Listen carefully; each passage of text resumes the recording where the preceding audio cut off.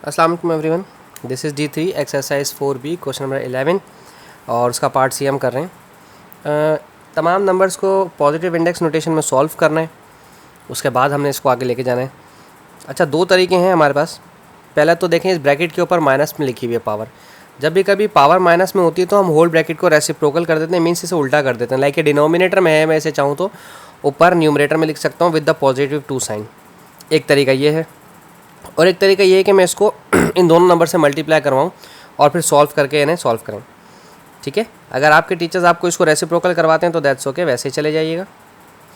ई की पावर है ऊपर न्यूमरेटर में -1/3 और नीचे है और साथ में ये है f -1/4। अब ये माइनस का 2 इससे मल्टीप्लाई होगा तो ये माइनस प्लस माइनस और 2 2 ज़ा 4 हो जाएगा माइनस का 4। ठीक है, f ये दोनों मल्टीप्लाई होंगे तो माइनस माइनस प्लस 2 1 ज़ा 2, डिनोमिनेटर में 3 एज इट इज़ रहेगा।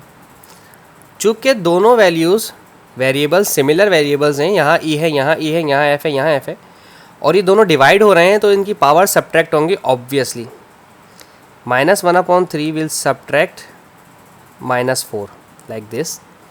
सिमिलरली जो f है आपका, जो कि -1/4 है, ये सब्ट्रैक्ट करेगा 2/3 को। ठीक है, और f एक ही दफ़ा लिखा जाएगा, जैसे मैंने f एक दफ़ा लिखा है, इनकी पावर जो है वो इस तरह से लिखी जाएंगी। ठीक है, कभी ऐसा हो कि आप समझेंगे 2 दफ़ा f था, एक कहाँ गया, 2 दफ़ा e था, एक कहाँ गया, तो हमने ये कॉमन ले लिए।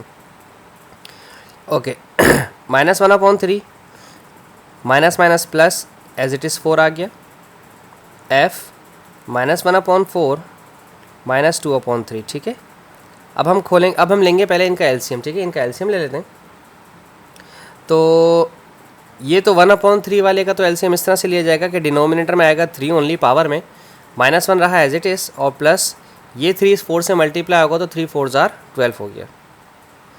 ओके, देन ये दोनों मल्टीप्लाई हुए, 4 3 ज़ार 12, 3 1 ज़ार 3 माइनस का, दिस बिकॉज ऑफ माइनस, 4 2 ज़ार 8।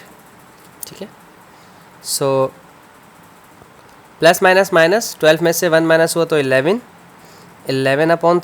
और यहाँ पर माइनस माइनस प्लस 8 9 10 11 -11/12।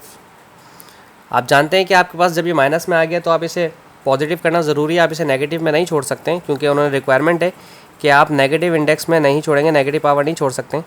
ये डिनोमिनेटर में ले जाएँ, चूँकि ये पावर नेगेटिव है, इसको नीचे ले जाएँ तो ये पॉजिटिव हो जाएगा, तो 11/12 आपका आंसर है। तो इस तरह से हमारा क्वेश्चन खत्म हो गया। सो आई होप आपको समझ आया हो। Thank you for watching my channel. अल्लाह हाफिज़।